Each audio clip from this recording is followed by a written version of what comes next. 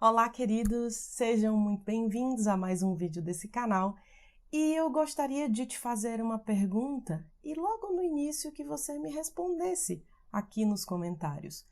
Você já ouviu a expressão depressão é excesso de passado? Responde aí para mim.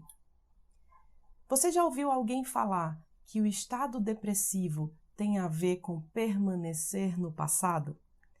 Eu me preocupo muito com essa expressão porque ela corre um grande risco de ser extremamente reducionista e simplificar algo que é extremamente complexo, que tem fatores biológicos, psicológicos e ambientais envolvidos no quadro.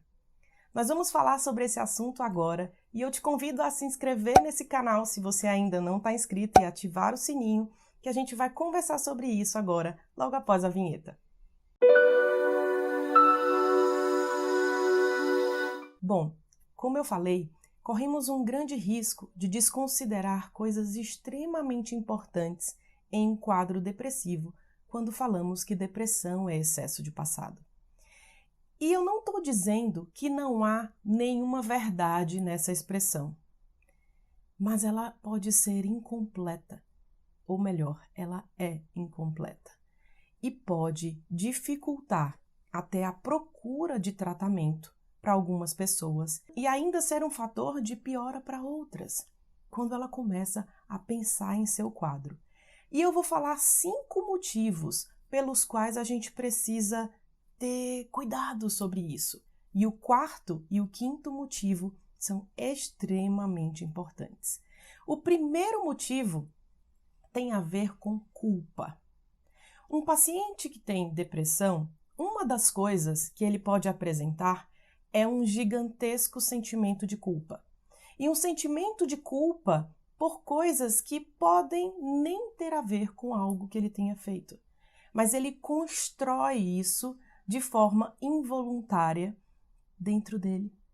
E vive um enorme sofrimento sobre isso. E aí começa a se sentir culpado pelo que fez, culpado pelo que não fez, culpado por não estar se sentindo bem, por não estar se sentindo produtivo e por uma série de outros motivos que provocam, inclusive, murmurações internas sobre si mesmo.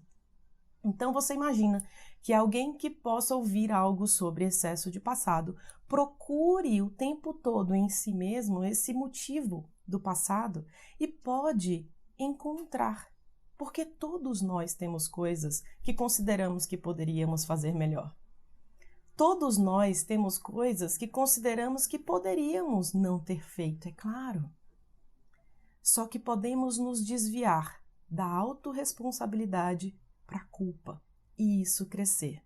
Então, essa expressão pode dificultar esse foco na autorresponsabilidade e ainda aumentar esse sentimento da pessoa. O segundo motivo é que situações do passado podem alterar a biologia de alguém.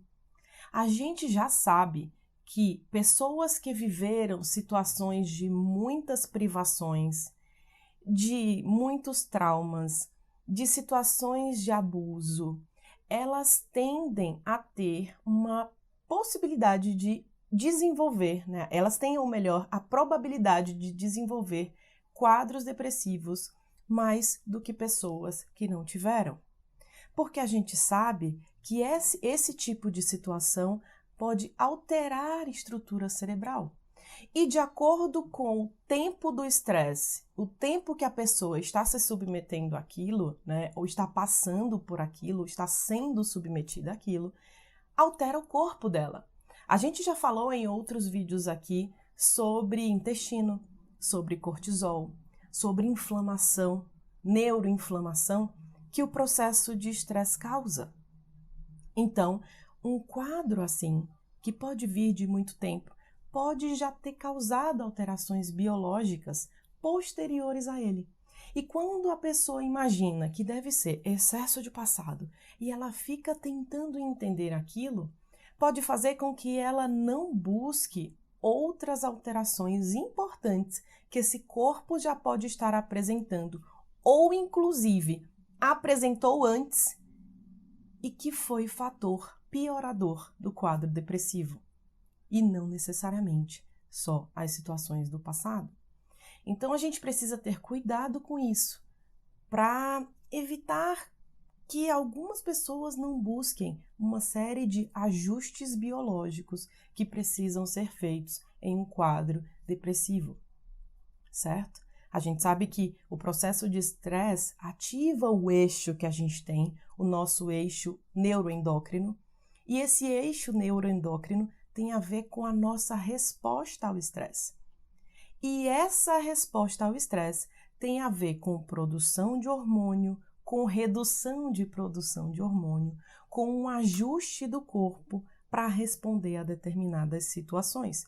E dependendo da capacidade de resposta daquela pessoa, inclusive do estado nutricional dela, essa resposta pode ser pouco adaptativa e, portanto, gerar resultados como sintomas depressivos. Esse é o nosso segundo motivo. O terceiro motivo é que algumas pessoas sequer conseguem entrar em contato com os próprios sentimentos. Isso tem a ver com a maneira como foi criada, com a maneira como lida com as situações ou até estrutura de personalidade. Algumas pessoas sequer reconhecem quando estão verdadeiramente tristes. Tem pessoas que chamam de agonia, de sensação esquisita, chama de fraqueza, de estou me sentindo estranho, porque sequer consegue falar a palavra tristeza. Sequer consegue falar que está sem prazer algum. Uma dificuldade imensa de identificar aquilo que sente. E essa não identificação verdadeira com aquilo que sente em relação a emoções e sentimentos pode fazer com que alguém não entenda o que é de fato esse excesso de passado. Porque verdadeiramente pode ter a ver, mas ela não vai entender. Ela não vai entender porque é preciso entrar em contato. É preciso autoobservação. É preciso compreensão de si mesmo. Nós não fomos educados assim. Nós não fomos ensinados a entrar em contato. Por isso que silêncio é importante, por isso que meditação é importante, por isso que terapia é importante. Porque faz entrar em contato, dá nome às coisas. Já viu pessoas extremamente defensivas sobre falar de sentimentos? Sobre falar de si mesmo? Isso não é um defeito, tá, gente? É uma dificuldade. E nós temos, são dificuldades diferentes. E muitas vezes pode ter a ver com a própria estrutura de personalidade. O quarto motivo tem a ver com genética. E falar que é excesso de passado pode fazer você desconsiderar a importância da história genética ou das heranças genéticas de determinada família. Você já viu que algumas famílias têm mais quadros depressivos do que outras famílias? Você já viu que é muito comum quando tem uma ou duas pessoas que têm depressão em uma família, você vai encontrando outros? A gente já sabe que esse fator genético é extremamente importante. Para você ter ideia, quando a pessoa tem um parente de primeiro grau com depressão, a chance dela ter depressão, de um parente de primeiro grau daquela pessoa ter, é 3 vezes maior. E se o quadro é de depressão bipolar, a chance de uma parente de primeiro grau ter depressão unipolar, a depressão mais conhecida, entenda como a depressão que a gente fala, é 3 vezes maior e 5 vezes maior de depressão bipolar. A melhor forma da gente comparar heranças é estudando gêmeos. E um estudo da Dinamarca, que foi feito por Bertelsen, vocês vão ver agora na tela essa estatística, ele estudou 123 pares de gêmeos. E para fazer essa comparação melhor, a gente usa gêmeos idênticos e gêmeos não idênticos. Por quê? Porque gêmeos idênticos têm genes iguais. Então, você compara as chances dessas pessoas desenvolverem quadros porque elas são geneticamente idênticas, e aí você compara com pessoas que não são. E nesse caso, com gêmeos dizigóticos, que a gente chama, que são aqueles gêmeos não idênticos. E no estudo do Bertelsen, o que ele viu? Dá uma olhada aqui agora. A chance, a taxa de concordância, que a gente chama, do desenvolvimento de transtorno bipolar em gêmeos monozigóticos foi de 79%. E de gêmeos dizigóticos, ou seja, não idênticos, foi de 19%.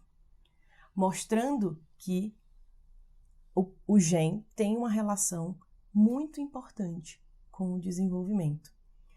E sobre depressão unipolar, ele viu que a chance de gêmeos monozigóticos, ou seja, de gêmeos idênticos desenvolverem, a taxa de concordância, melhor dizendo, era de 64%. E de gêmeos dizigóticos era de 24%. Isso coloca para a gente a importância que a genética tem nisso e que os estudos precisam avançar verdadeiramente nisso para entendermos o que isso de fato significa diretamente. Mas aí uma pergunta surge, Eu, pelo menos, me faço essa pergunta quando eu vejo esse tipo de taxa. Ok, se a taxa de concordância é tão alta e se os genes entre esses gêmeos são iguais, por que não é 100%? Por que se um tem, o outro não deveria ter também? Porque depressão é multifatorial e genética é apenas um deles.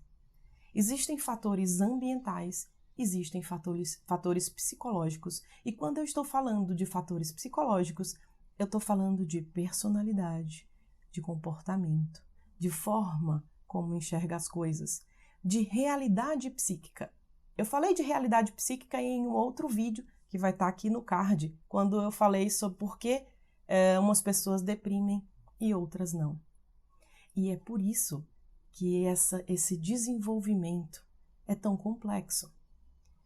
E também é por isso que é aí que está a beleza da humanidade no sentido da sua complexidade. Que nós não podemos simplificar isso. Nós somos extremamente complexos. Inclusive, hoje sabemos que somos capazes de influenciar os nossos próprios genes, com comportamento e também com mudança alimentar. O último motivo, que eu acho um motivo interessantíssimo, é que hoje em dia a gente já tem estudos falando sobre polimorfismos genéticos responsáveis pela resposta ao estresse. Algumas pessoas têm resposta ao estresse diferente de outras. O que isso significa? Isso significa que alguns polimorfismos genéticos fazem com que algumas pessoas respondam a uma situação difícil de forma exacerbada.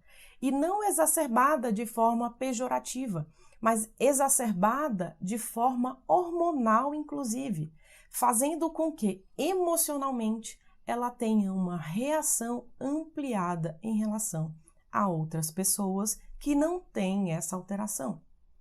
É aquele indivíduo que numa situação de estresse sobe o hormônio de estresse dele, sobe o cortisol e esse cortisol demora muito a baixar. E aquela pessoa fica como se estivesse vivendo aquela situação, mesmo que ela tenha já passado há um tempinho. Isso é genética.